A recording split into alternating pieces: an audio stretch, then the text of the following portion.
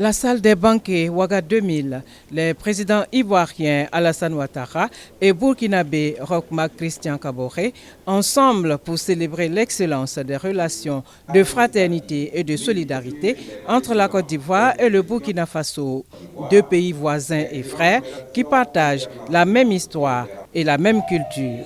Le traité d'amitié et de coopération se présente alors comme la concrétisation au sommet de la communauté des destins des deux peuples qui voient ainsi leurs intérêts pris en compte. Le TAC s'oppose et s'impose alors à nous comme une base d'amélioration continue des conditions de vie et de séjour de nos populations à travers le renforcement des échanges et la coopération entre nos deux pays. Et les présents travaux nous donnent l'heureuse opportunité de continuer à nous investir dans cette quête permanente. Aussi, devons-nous faire en sorte que chaque session du TAC soit une nouvelle avancée dans cette merveilleuse aventure des peuples ivoiriens et burkinabés pour être les artisans de leur destin. Pour le président de la République Alassane Ouattara, le TAC est un cadre de fraternité et de confiance.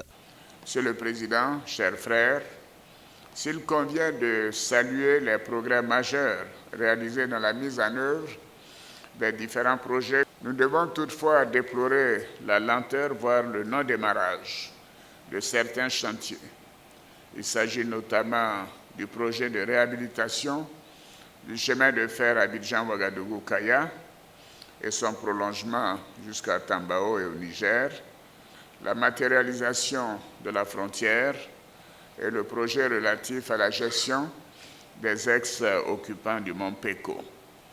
Comme on a coutume de le dire, il n'est jamais trop tard pour bien faire. L'occasion nous est donnée aujourd'hui de nous pencher sur les raisons qui n'ont pas permis à ces projets de connaître une évolution. Je suis convaincu que les échanges que nous aurons au cours de ces assises du TAC nous permettront d'aller de l'avant dans la concrétisation de ces importants chantiers. Outre ces dossiers majeurs, nous devons également examiner d'autres sujets de préoccupation. Je pense en particulier à la lutte contre l'orpaillage clandestin qui nécessite des efforts coordonnés en vue de venir à bout de cette activité dévastatrice, aussi bien pour nos économies que pour l'environnement et la santé de nos populations. Autre temps fort de cette cérémonie d'ouverture, le cérémonial de décoration du président de la République Alassane Ouattara par son homologue burkinabé, le président Roch-Marc Christian Kaboré. Nous vous élevons à la dignité de Grand Croix de l'Étalon du Burkina Faso. Cette distinction pour la reconnaissance des mérites du président Alassane Ouattara dans le cadre du renforcement des relations de coopération entre la Côte d'Ivoire et le Burkina Faso et aussi pour son leadership en matière d'intégration ouest-africaine.